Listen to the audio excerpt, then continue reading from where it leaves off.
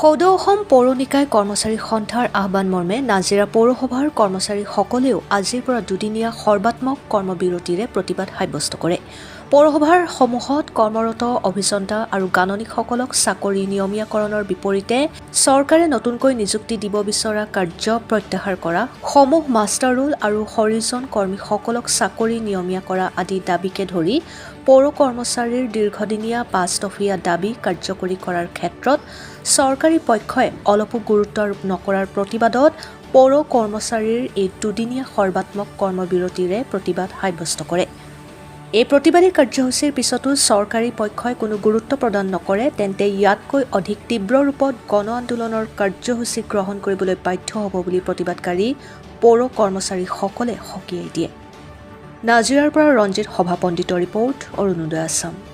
কৰিব লাগিব আমাক চৰকাৰীকৰণ কৰিব লাগিব আমাক চৰকাৰীকৰণ কৰিব লাগিব আমাৰ দাবী ন্যায্য দাবী আমাৰ দাবী ন্যায্য দাবী সদৌ অসম পৌৰ কৰ্মচাৰী সন্থা জিন্দাবাদ জিলা পৌৰ কৰ্মচাৰী সন্থা জিন্দাবাদ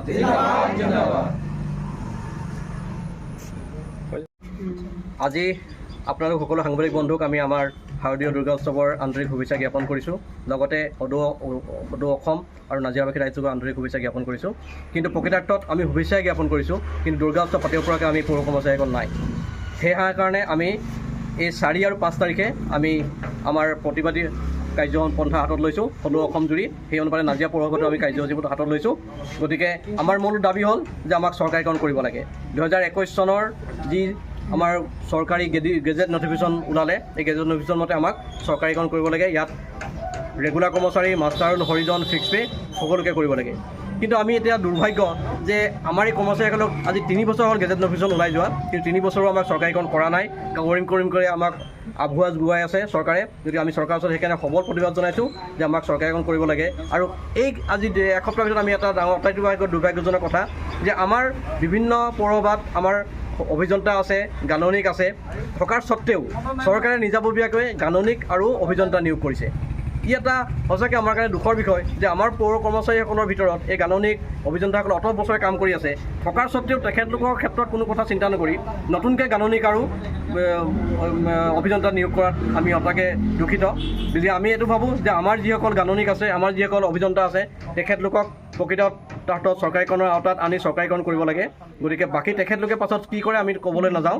আমি সেইকাৰণে কাৰ্যবাহী বিষয়াৰ ক্ষেত্ৰত আমি সদায় আদৰণি জনাইছিলোঁ। কাৰ্যবাহী বিষয়াজন স্থায়ী লাগে আমাক, আমি লৈছোঁ, আমি মানি লৈছোঁ। কিন্তু গাণনিক আৰু অভিযন্তা যি দিছে, কিন্তু আমাৰ গাণনিক আৰু অভিযন্তাসকলক যেতিয়ালৈকে চৰকাৰীকৰণ নকৰিব আমি তেখেতলোকৰ ক্ষেত্ৰত কিন্তু অকণমান অসুবিধা পাইছোঁ। চৰকাৰে এই ক্ষেত্ৰত চৰকাৰৰ সিদ্ধান্তক আমি পুনৰবাৰ জনাওঁ যে আমাৰ এই কৰ্মচাৰীসকলক চৰকাৰীকৰণ কৰক, তাৰপিছতে তেখেতলোকে কি কৰ্মচাৰী নিয়োগ কৰে তাত আমাৰ কোনো আপত্তি নাথাকিব। কিন্তু যদি আমাক চৰকাৰীকৰণ নকৰাকৈ তেখেতলোকৰ কৰ্মচাৰী ইয়াত নিয়োগ কৰিয়ে থাকে, তেতিয়াহ'লে অনাগত দিনত আমি আমাৰ গণতান্ত্ৰিক পদ্ধতিৰে আন্দোলনৰ কাৰ্যসূচী বৃহৎ কৰিবলৈ বাধ্য হ'ম। গতিকে আমাৰ এইটো মূল দাবী আমি চৰকাৰলৈ জনাইছোঁ। আমি মুখ্যমন্ত্ৰী মহোদয়ক অনুৰোধ জনাইছোঁ যে আমাৰ কৰ্মচাৰীসকলক আপুনি আপোনাৰ দিনতেই চৰকাৰীকৰণ কৰিবলৈ যি মহৎ প্ৰচেষ্টা লৈছে, এই প্ৰচেষ্টাক সফল কৰক আৰু সফল কৰি আমাক চৰকাৰীকৰণ কৰাৰ প্ৰস্তুতি আদায় কৰক।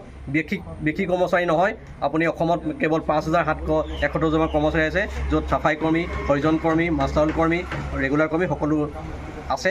যদি আপুনি 2টা ফেজত আপুনি আপোনালোকে কৈছে ল'ম বুলি, আমি তাতো মান্তি হৈছোঁ। 2টা ফেজতে হওক, কিন্তু আপোনালোকে সোনকালে আমাক চৰকাৰীকৰণ কৰক। আৰু সেইকাৰণে আমি নগৰ চহৰ আজি 2টা দিন সম্পূৰ্ণৰূপে বন্ধ ৰাখিছোঁ। আপোনালোকক আৰু এটা আমি জনাই দিছোঁ যে এই সময়খিনিত আমি পানী আৰু বিজুলী যোগানৰ অতি বন্ধ থাকিব। যিটো আমাৰ ষ্ট্ৰীট লাইট, এই লাইট বন্ধ থাকিব।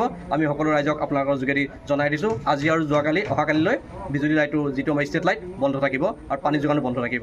আমি অনিচ্ছা সত্ত্বেও এই ক্ষেত্ৰত অলপ আমি কঠোৰ হ'বলৈ বাধ্য হৈছোঁ।